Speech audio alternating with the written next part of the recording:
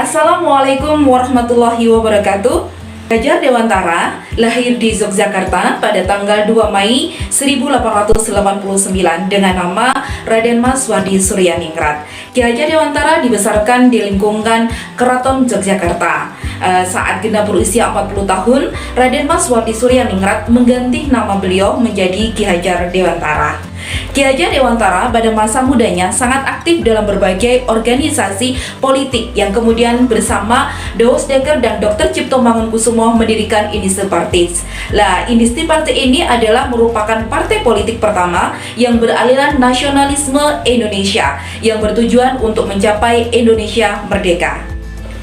Karena sering memberikan kritik terhadap pemerintah Hindia Belanda, maka Ki Dewantara, Douwes Dekker, dan Dr. Cipto Mangunkusumo dibuang ke negeri Belanda. Di negeri Belanda tersebut mereka mendapatkan banyak hal, diantaranya yaitu Ki Dewantara kemudian memperdalam tentang masalah pendidikan dan pengajaran. Dan pada tahun 1918 Ki Dewantara kembali ke tanah air dan semakin mencurahkan perhatiannya di bidang pendidikan sebagai bagian dari alat perjuangan meraih kemerdekaan. Bersama rekan-rekan seperjuangannya, kemudian pada tanggal 3 Juli 1922 beliau mendirikan sebuah perguruan yang bercorak nasional yang diberi nama Taman Siswa. Perguruan ini sangat menekankan pendidikan rasa kebangsaan kepada peserta didik agar mereka mencintai bangsa dan tanah air dan berjuang untuk memperoleh kemerdekaan. Dan pada masa selanjutnya Ki Dewantara menjadi salah satu tokoh yang sangat berperan sekali dalam meletakkan dasar-dasar pendidikan di Indonesia.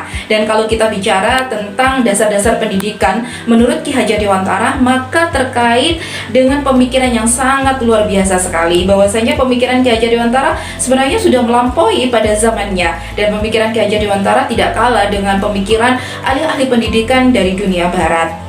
Ya, mungkin pada masa lalu kita kenal pemikiran Ki Dewantara itu hanya dengan 3 semboyan saja, yaitu Ingarso Sungtulodo, Ing Madio Mangunkarso, dan Tuturi Handayani. Hanya sebatas itu saja.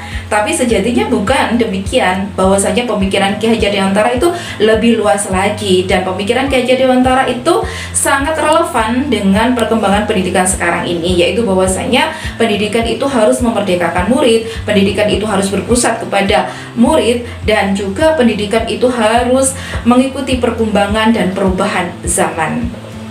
Dasar-dasar pemikiran Ki Dewantara diantaranya adalah yang pertama, menuntun. Menuntun di sini artinya adalah menuntun segala kekuatan kodrat yang ada pada anak-anak agar mereka dapat mencapai keselamatan dan kebahagiaan yang setinggi-tingginya sebagai manusia maupun anggota masyarakat.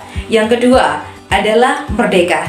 Merdeka di sini artinya adalah merdeka secara batin, secara lahir, bahwasanya manusia merdeka itu adalah manusia yang hidup tidak tergantung kepada orang lain, akan tetapi bersandar atas kekuatannya sendiri. Dan yang ketiga adalah berhamba pada anak. Berhamba pada anak maksudnya di sini adalah bahwasanya bebas dari segala ikatan, dengan suci hati mendekati sang anak, bukan untuk meminta sesuatu hak dari anak tersebut, melainkan untuk berhamba pada anak tersebut. Dan pendidikan yang berhamba pada anak ini bermuara pada pendidikan yang berpusat pada murid. Yang keempat adalah pendidikan bukan tabula rasa. Guru diibaratkan sebagai seorang petani yang menanam jagung, dan anak-anak itu bagaikan bulir-bulir jagung yang ditanam. Bila biji jagung ditempatkan di tanah yang subur dengan mendapatkan sinar matahari dan pengairan yang baik, maka meskipun biji jagung adalah bibit jagung yang kurang baik, maka dapat tumbuh dengan baik karena perhatian dan perawatan dari petani. Demikian sebaliknya, meskipun biji jagung yang disemai adalah bibit yang berkualitas, namun jika tumbuh di lahan yang gersang dan tidak mendapatkan perawatan dan cahaya matahari, maka biji jagung itu mungkin akan tumbuh tidak baik atau tumbuh tidak optimal. Yang kelima adalah budi pekerti. Budi pekerti, watak, karakter adalah bersatunya antara gerak, pikiran, perasaan, dan kehendak atau kemauan sehingga menimbulkan tenaga atau semangat. Bersatunya cipta, karsa, karya akan membentuk keseimbangan, keselarasan dalam kehidupan. Ya, itu tadi adalah kesimpulan dari dasar-dasar pemikiran Ki Hajar Dewantara tentang pendidikan. Dan sekarang kita akan merefleksikan tentang modul 1.1. Yang pertama adalah apa yang saya percaya tentang murid dan pembelajaran di kelas sebelum saya mempelajari modul 1.1. Sebelum saya mempelajari modul 1.1, saya mempercayai bahwasanya murid itu seperti halnya kertas kosong yang bersih. Nah, setelah saya mempelajari modul 1.1 ini, kemudian saya mendapatkan pengetahuan baru bahwasanya murid itu bukan kertas kosong, melainkan murid itu adalah kertas yang sudah ada coretan-coretannya. Walaupun coretan-coretan itu masih terlihat samar, dan peran seorang guru adalah sebagai pamong atau penuntun. Penuntun untuk apa? Yaitu untuk murid-murid menemukan potensi dirinya, yaitu untuk menebalkan laku. Jadi ibaratnya kertas yang sudah ada coretan samar itu kemudian ditebali, ditemukan potensinya, ditemukan potensi diri dari siswa tersebut. Dan juga pada awalnya saya beranggapan bahwasanya pembelajaran di kelas itu adalah terpusat kepada guru dan terpusat pada pencapaian materi. Dan setelah saya mempelajari modul 1.1 ini, saya mendapatkan pengetahuan baru bahwasanya pembelajaran itu harus berpusat kepada siswa. Siswa itu harus aktif, harus senang dalam melaksanakan pembelajaran, dan pembelajaran itu bukan hanya soal pencapaian materi semata-mata, tetapi pembelajaran itu lebih daripada itu, yaitu untuk menemukan potensi anak, untuk mempelajari, untuk menemukan budi pekerti pada anak, dan juga kemerdekaan dalam belajar bagi anak. Ya, refleksi yang kedua adalah apa yang berubah dari pemikiran atau perilaku Anda setelah mempelajari modul 1.1. Ya, yang berubah adalah sudut pandang saya tentang pendidikan, tentang pengajaran, tentang anak itu menjadi berubah.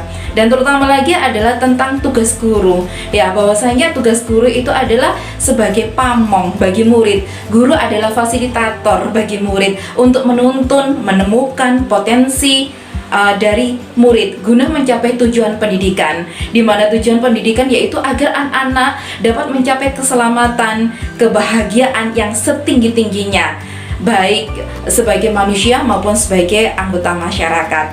Dan pendidikan pada intinya adalah menemukan kehidupan yang sejati, yaitu sebagai manusia diharapkan menemukan kodratnya, yaitu dengan menemukan dirinya dan memiliki kemerdekaan, serta pada akhirnya adalah menemukan Tuhannya. Dan refleksi yang ketiga adalah apa yang dapat segera Anda terapkan lebih baik agar kelas Anda mencerminkan pemikiran Ki Hajar Dewantara. Yang akan segera saya terapkan adalah bagaimana saya berusaha untuk menumbuhkan pembelajaran yang berpusat kepada siswa, yaitu di mana siswa murid-murid dapat aktif, kreatif, kemudian menyenangkan dalam mengikuti pembelajaran.